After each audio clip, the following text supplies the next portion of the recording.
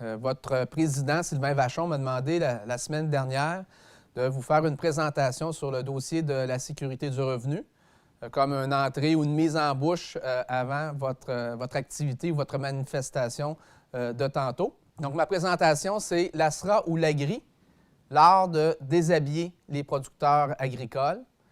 J'ai choisi le mot « art » parce que c'est une démarche savamment pensée, réfléchie, de la part du ministère de la Financière, du ministre, pour forcer les producteurs à sortir de l'assurance stabilisation.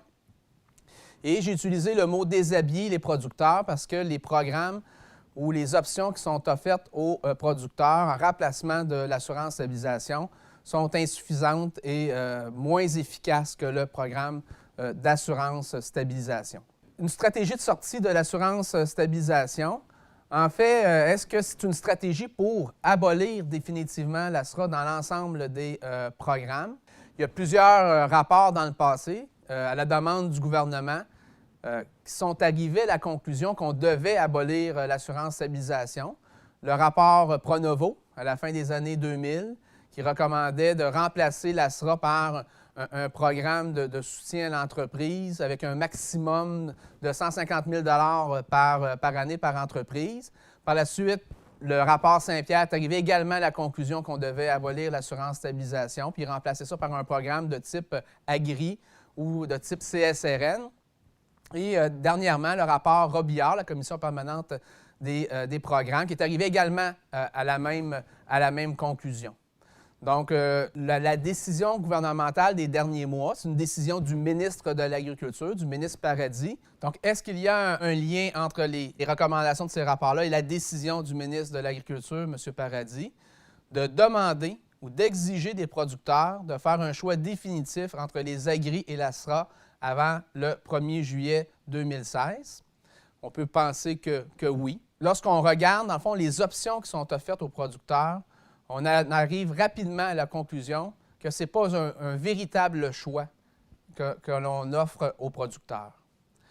En fait, c'est un choix entre rien et quelque chose. Si les producteurs qui participent à l'assurance stabilisation, principalement dans les productions végétales, pommes de terre et culture commerciale, lorsque je parle de culture commerciale, dans les productions principalement de soya et de maïs, il y a ce qu'on appelle des arrimages cumulés.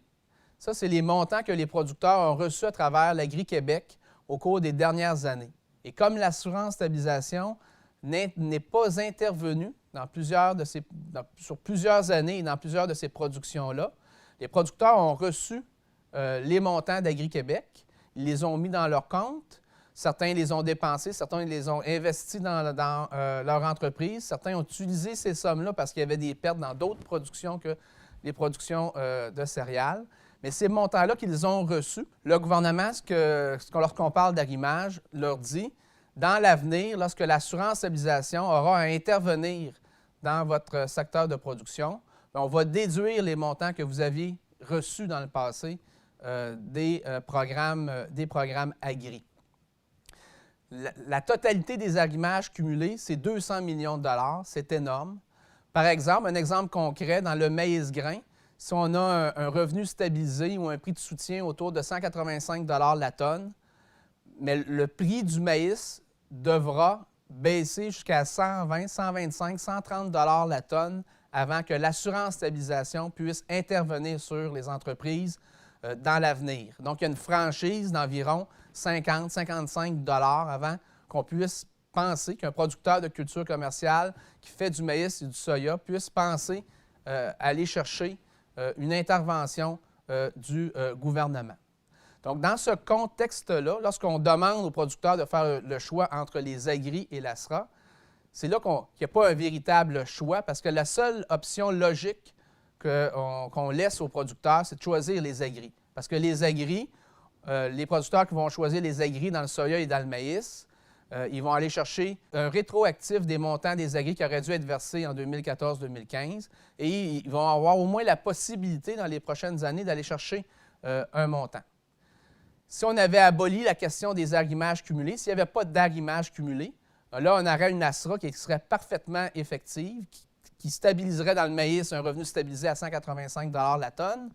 Et là, le choix sera beaucoup plus embêtant. On va y revenir. Ce qui est dommage, en fait, avec ce choix-là qu'on tente de faire aux producteurs, qui n'est pas un véritable choix, c'est que les solutions, en fait, il y a des meilleures solutions puis il y a des meilleures avenues. Il y a un groupe de travail sur la sécurité du revenu qui avait été créé à l'époque par le ministre Gendron pour essayer d'éviter de retomber dans une crise la crise qu'on a vécue au début des années 2010, fin des années 2000, dans le porc, dans le bovin, dans l'agneau, où on a perdu 30 % de nos entreprises durant cette période-là. Pour éviter de revivre ça, le ministre Gendron avait mandaté un comité de travail, un groupe de travail sur la sécurité du revenu qui réunissait les intervenants clés, 2 représentants du MAPAC, 2 représentants de la financière. Et là, on parle de vice-président, on parle de sous-ministre, 2 représentants de l'UPA et 2 membres externes pour trouver des améliorations à apporter au programme de sécurité du revenu.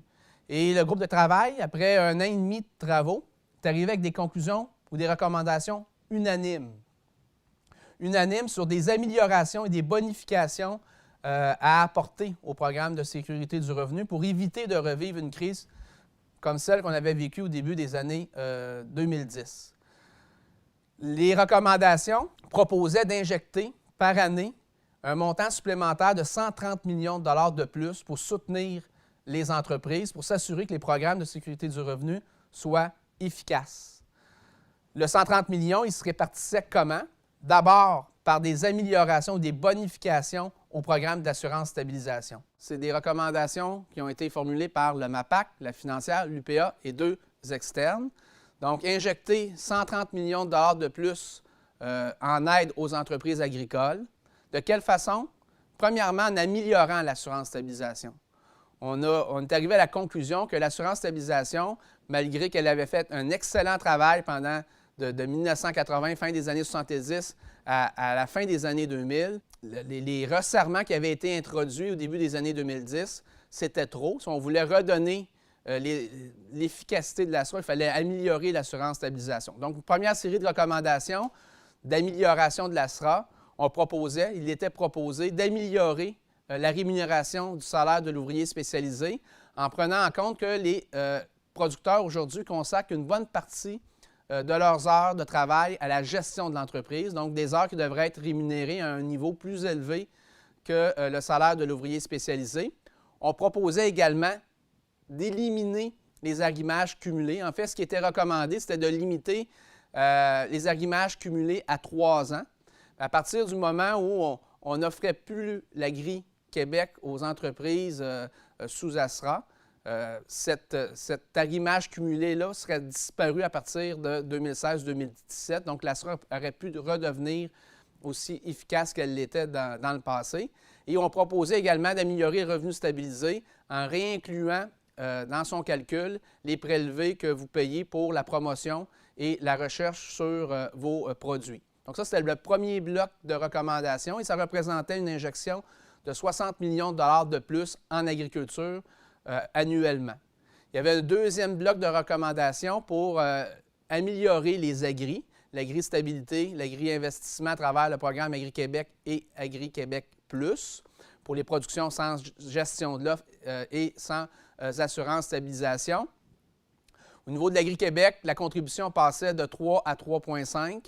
L'Agri-Québec Plus, on soutenait la marge de référence ou la marge historique, on proposait de passer ça de 80 à 85 % et on proposait également d'introduire au niveau du programme Agri-Québec Plus un soutien de la marge de référence, un redressement de la marge de référence pour éviter, c'est une des faiblesses de l'Agri-Québec Plus ou de l'agri-stabilité, après plusieurs années de bas prix, tu n'as plus de marge historique, tu n'as plus de marge de référence et le programme est plus efficace pour soutenir les entreprises. Donc, si on introduisait un mécanisme de redressement des marges ou de soutien de la marge de référence, au moins on corrigeait une grande lacune de ce programme-là. Ça représentait 23 millions de dollars, ces 3 recommandations-là. Redressement des marges, contribution à l'Agri-Québec, augmentation de la couverture de la marge de référence dans l'Agri-Québec Plus, 23 millions.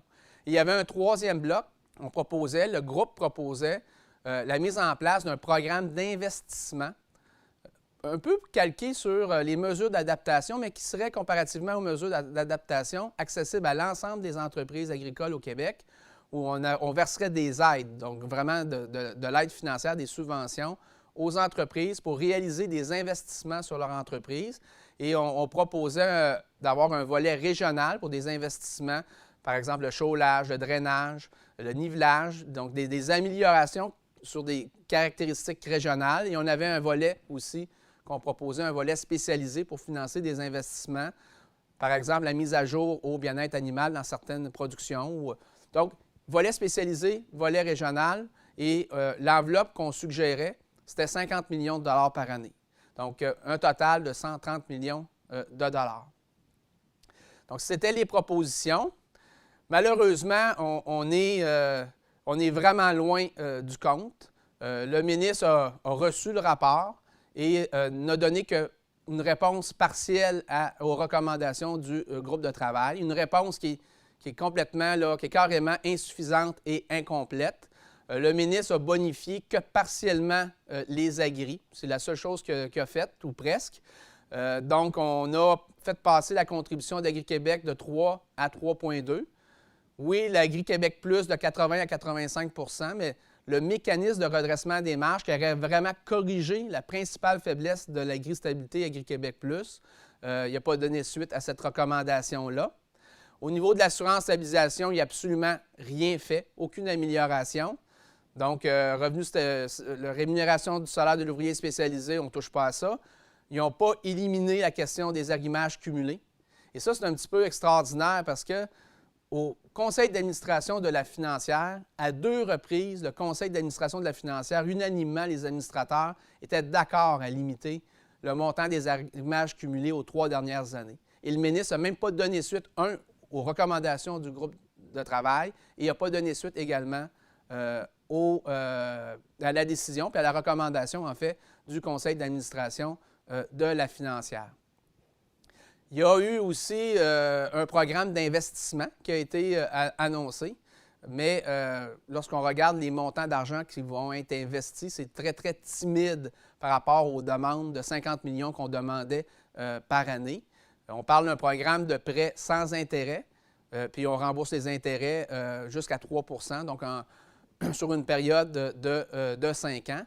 C'est assez timide. Ça représente un coût pour la financière dans la mesure où il y a une demande qui est suffisante de 5,8 millions de dollars. Donc, d'un côté, tu as un groupe de travail qui proposait unanimement des sous-ministres. Comme je vous dis, il y avait un sous-ministre au MAPAC, il y avait un vice-président de la financière, donc des gens de l'UPA. Donc, un groupe de travail qui proposait unanimement d'investir ou de réinjecter un 130 millions de dollars de plus par année pour améliorer les programmes, l'ASRA, les AGRI, programmes d'investissement. Et le groupe de travail arrivait à la conclusion que c'était essentiel pour garantir une bonne sécurité du revenu aux entreprises agricoles dans l'avenir. Et un an après le dépôt du rapport, le rapport a été déposé en 2015, printemps 2015, bien, il n'y a eu qu'une réponse, comme je vous disais, qui était incomplète et insuffisante. On n'a que répondu partiellement, dans le fond, aux recommandations du groupe de travail. Je disais qu'on déshabille les producteurs. En fait, comme je vous disais, ce n'est pas un véritable choix. Si vous restez dans l'ASRA, pour les producteurs de pommes de terre, soya, maïs, la possibilité que l'ASRA intervienne dans l'avenir, c'est très faible comme probabilité. Donc, ce n'est pas un véritable choix. Donc, on pousse par défaut, en fait, les agriculteurs ou certains groupes d'agriculteurs, ce n'est pas dans toutes les productions, mais on pousse par défaut un certain nombre d'agriculteurs vers les agris. Et bon, on déshabille les producteurs parce que les agris n'ont pas été... oui, il y a eu des améliorations, mais toute la question du redressement des marges qui était quand même assez important pour le groupe de travail, ça n'a pas été corrigé. Donc, s'il y a une crise ou une baisse de prix prolongée, bien, les agris ne feront pas le travail. Tandis que l'assurance-stabilisation, elle couvrait un coût de production. L'assurance-stabilisation couvre un coût de production. C'est un vrai filet de sécurité du revenu et ça permet en fait de passer à travers des crises prolongées de bas prix. Donc, les producteurs vont se retrouver avec s'ils font le choix des agris, avec un programme ou des programmes qui vont être moins efficaces à soutenir les agriculteurs, les entreprises en période de crise de prix prolongée, par exemple. L'autre faiblesse aussi, lorsqu'on parle de déshabiller les producteurs, c'est que les agris ne couvrent pas l'autoconsommation, donc les grains produits à la ferme qui sont consommés par les animaux.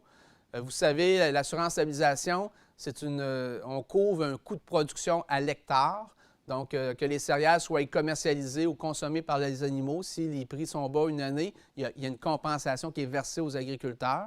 Lorsqu'on parle d'autoconsommation, on n'a pas de chiffre précis, mais c'est environ 30 des superficies en culture, en céréales, qui sont destinées au Québec à l'autoconsommation. Et c'est clair que ces pourcentages-là sont encore plus élevés dans les régions périphériques où il ne se fait pas ou peu de soya et de maïs. Un autre problème avec les agris, lorsqu'on parle de déshabiller les producteurs, c'est que c'est des programmes qui sont beaucoup plus vulnérables à la critique sociale. Il y a moins d'acceptabilité sociale à l'égard de ces programmes-là parce que c'est des programmes... La population elle a une sensibilité pour que l'État aide les agriculteurs lorsqu'il y a des pertes. Lorsqu'ils subissent, lorsqu'il y a une catastrophe climatique, un effondrement des prix, les producteurs qui sont vraiment en difficulté financière, il y a vraiment une sensibilité de la population pour qu'il y ait une intervention, qu'on aide les entreprises agricoles. Or, les programmes agri, ils interviennent quand ça va bien, ils interviennent quand ça va mal, ils interviennent toujours, mais quand ça va très bien, ils interviennent encore plus. Donc, c'est pour ça qu'aux États-Unis, il y avait ce qu'on appelait des paiements directs. Ça a été coupé. Ils ont enlevé ça du Farm Bill parce qu'il y avait énormément de critiques.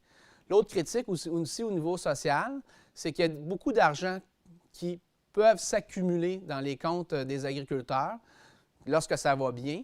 Et souvent, les critiques de l'aide à l'agriculture vont dire il y a 2 milliards de dollars qui sont dans les comptes agri. Il y a tant de millions, centaines de millions de dollars qui traînent dans les comptes agri. Pourquoi on devrait aider les agriculteurs? Donc, surtout dans les dernières années, ça a bien été dans certains secteurs. Puis, bon, il y a eu des accumulations de montants d'argent. Et on se fait, même aujourd'hui, des fois, on se fait servir par certaines personnes. Pourquoi vous voulez avoir des aides supplémentaires? Il y a de l'argent dans les comptes des producteurs. Ce qui n'est pas dit, c'est que c'est souvent des fermes diversifiées. Peut-être que où il y a de l'argent, ce n'est pas nécessairement dans les secteurs où ça va mal. On peut commencer. Il y a des explications à tout ça, mais je vous le dis, c'est des programmes qui attirent la critique. Et c'est des programmes qui sont facilement aussi amputables par les gouvernements. Aujourd'hui, je vous donne 3 % vous avez de l'argent dans votre compte. Je viens de réduire ça. Je prends la décision de réduire ça cette année à 1,5 %. Tandis donc, ils sont vulnérables à la critique, sont vulnérables aussi à être amputés ou manipulés par le gouvernement dépendant là, de ses budgets. Tandis que l'assurance stabilisation, c'est une assurance, c'est un contrat, vous signez pour un coût de production. Donc, il y a un peu plus de stabilité dans l'offre d'aide qui vous est offerte. Dernièrement, quand je dis déshabiller les producteurs, c'est également un mauvais timing pour inciter les producteurs à quitter l'assurance stabilisation. Le gouvernement fédéral est en voie de renouveler son prochain cadre stratégique en 2018. Il y a des consultations qui se font à travers le pays. Et le discours qu'on entend des producteurs de l'Ouest, des producteurs de l'Ontario, c'est qu'ils veulent des programmes de type ASRA, c'est-à-dire des programmes qui soutiennent un coût de production ou qui soutiennent un prix minimum pour les agriculteurs. On ne connaît pas encore la résultante de tout ça, mais c'est un peu prématuré, là, à mon avis, de sortir, d'inciter les producteurs à sortir là, de ce type de l'assurance stabilisation. Ça déshabille les producteurs. Quand je vous disais tantôt au niveau des chiffres, que lorsqu'il y a une crise ou un effondrement des prix, les programmes agri font moins le travail. On a fait des simulations. On a pris 2009. Dans les années récentes, là, la pire année, ça a été 2009. C'est sûr qu'il y a eu un effondrement du prix des céréales au début des années 2000, mais on n'a pas de données pour calculer l'agri-stabilité et ce que l'Agri-Québec, l'agri-stabilité aurait donné à ce moment-là. Mais en 2009, on est capable de reconstituer une année, de savoir si le prix du maïs avait été à 150 $ la tonne cette année-là, les agris auraient donné comment, puis l'ASRA aurait donné comment. Donc, on a fait des simulations. Donc, en 2009, à un prix de 150 la tonne, au niveau de l'assurance stabilisation, l'aide fournie aurait été de 288 l'hectare dans le maïs grain. Au niveau des agris, autant au niveau de l'Agri-Québec, Agri-Investissement, Agri-Stabilité, Agri-Québec Plus, les producteurs auraient reçu 224 l'hectare. Donc, une année où le prix tombe de façon importante, la SRA intervient plus que les agris, 288 donc 64 de plus. Mais ce qu'il faut comprendre, ça, c'est le montant aux 2/3. On a enlevé ce que le producteur va payer en termes de prime moyenne. Mais l'assurance stabilisation, un de ses avantages, c'est qu'on avance de l'argent au producteur. Le fonds peut devenir déficitaire. Donc, la compensation brute, en 2009, si le prix avait descendu à 150 la tonne, le producteur a reçu une compensation brute de 432 Donc, c'est presque le double de ce que les agris auraient donné. C'est sûr qu'il y a une partie de cet argent-là qui aurait remboursé, qui se trouve être le tiers de la compensation qu'on remet au fonds à travers une prime qui va augmenter les années subséquentes. Mais lorsqu'il y a une crise, il y a deux effets. La SRA paye plus au net, mais aussi c'est une façon d'avancer de l'argent à travers une compensation que vous devez, dans une partie de cette compensation-là, que vous devez remettre dans l'avenir. On a fait le même calcul au niveau du veau d'embauche. Bovin, porc, agneau, il n'y a pas d'appétit pour quitter l'assurance stabilisation. Les producteurs dans ces productions-là n'ont pas embarqué dans la démarche proposée par le ministre parce que probablement, ou pas probablement, leur choix, c'est de demeurer à l'assurance stabilisation. Il n'y avait pas d'arrimage cumulé dans ces productions-là, mais on a fait une simulation. En 2009, un producteur aurait reçu de l'assurance stabilisation 534 par vache. Ça, c'est la compensation que le producteur a reçue en 2009. S'il avait été aux agris, c'est 61 qui aurait la compensation que les producteurs auraient reçue du modèle ou des programmes agri avec les prix de l'époque. Donc, c'est sûr que dans le veau d'embauche, l'agneau, le porc, l'ASRA fait vraiment, c'est un travail qui est mieux que les programmes agri. Donc, c'est les deux exemples que je voulais vous montrer. Dans mon exemple de maïs grain, j'ai pris juste une année, l'année 2009. Mais aussi, ce qu'il faut comprendre, c'est que si en 2010, le prix aurait été encore à 150 la tonne, 2011, encore à 150 la tonne, bien, la SRA aurait toujours donné une contribution brute de 432 La prime aurait augmenté un petit peu, le net aurait été moins important, tandis qu'au niveau des agris, bien, la marge de référence, comme il n'y a pas de mécanisme de redressement, bien, la marge de référence aurait fondu et l'intervention agri aurait fondu également, tandis que l'ASRA, l'intervention, elle demeure toujours la même, c'est la prime qui augmente un peu. Mais en termes d'efficacité en période de crise, ce que ça dit, c'est qu'avec l'ASRA, on a un programme qui est beaucoup plus efficace que les programmes agri dans le secteur des grains. Donc, ce qui est un peu dommage, c'est que, je vous l'ai dit, les solutions existent. Les solutions ont été recommandées unanimement par un groupe de travail. On pourrait nous évoquer les problèmes budgétaires. Parce qu'au début des années 2010, la financière elle avait un déficit important. Les fonds d'ASRA étaient largement déficitaires. Mais depuis ce temps-là, il y a eu vraiment tout un changement au niveau de la situation de la financière agricole. En fait, la financière, elle aurait les moyens. Elle a les moyens de donner suite aux recommandations du groupe de travail sur la sécurité du revenu. Les fonds ASRA. Les fonds ASRA, en 2010, ils étaient déficitaires de 866 millions de dollars. Aujourd'hui, ils sont déficitaires de 90 millions de dollars. Dans presque tous les fonds, maintenant, il y a des surplus. Donc, le déficit de l'ensemble des fonds ASRA, il a fondu. Il n'y en a presque plus. Le fonds d'assurance récolte, vous connaissez ça, l'assurance récolte foin, les différents fonds d'assurance. Bien, aujourd'hui, il y a un surplus dans les fonds d'assurance de 320 millions de dollars. C'est plus que 5 fois les primes. Donc, ça amène de la marge de manœuvre à la financière. Dans les programmes agri, je vous disais qu'il y a des argents qui se cumulent. Bien, les producteurs, vous avez dans les comptes agri de la financière plus de 210 millions de dollars. C'est votre argent, mais ce que ça fait, c'est que ça amène des liquidités à la financière. La financière n'est pas obligée d'emprunter pour financer ses opérations. les surplus d'opération. Donc, ce qu'à chaque année, la financière a généré en surplus, bien, en 5 ans, elle a généré plus de 500 millions de dollars de surplus à même ses budgets. Présentement, elle est en train de constituer une réserve. Vous avez entendu le ministre Paradis, il faut constituer une réserve à la caisse de dépôt.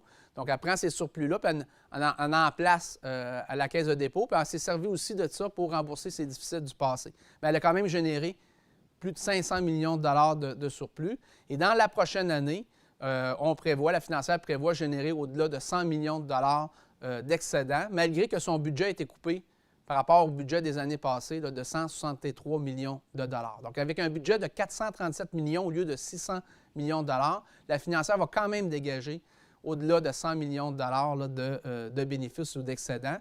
Elle est en mesure de financer les recommandations du groupe de travail. Donc, nous, dans ce contexte-là, parce que le ministre n'a pas fait tout le travail, parce qu'on n'a pas amélioré les aigris avec un mécanisme de redressement des marges, parce qu'on n'a pas amélioré l'ASRA avec la rémunération du salaire d'ouvrier spécialisé en éliminant l'arrimage, parce que ce n'est pas un vrai choix qu'on offre aux producteurs, parce qu'on est en train de renouveler les programmes au niveau canadien, parce qu'on pousse les producteurs vers des mécanismes de sécurité du revenu qui vont être moins efficaces, qui vont faire que lorsqu'on va revivre des crises dans l'avenir, ça va être très, très difficile pour les entreprises agricoles, comme ça l'a été au début des années 2010 dans le bovin, dans le porc et dans l'agneau. Pour toutes ces raisons-là, nos demandes, c'est quoi? On demande au gouvernement du Québec, au ministre de l'Agriculture, de mettre un frein ou de reporter la démarche de choix entre les programmes agri et d'assurance stabilisation pour que la financière mette en œuvre l'ensemble des mesures ou des recommandations du groupe de travail sur la sécurité du revenu. On demande, dans l'entretemps, de faire cohabiter les programmes, qu'on offre aux producteurs les 2 programmes en même temps, les agri et l'ASRA, mais sans arrimage. Et ça, nous, on a évalué que le coût de maintenir pour l'ensemble des productions sous ASRA, l'ASRA et les agris sans arrimage, ça coûterait 35 millions de dollars de plus par année à la financière agricole. Donc, elle a les moyens, dès cette année, de financer ça. Elle prévoit des surplus d'au-dessus de 100 millions, est capable de financer 35 millions pour maintenir l'assurance stabilisation en cohabitation avec les programmes agri.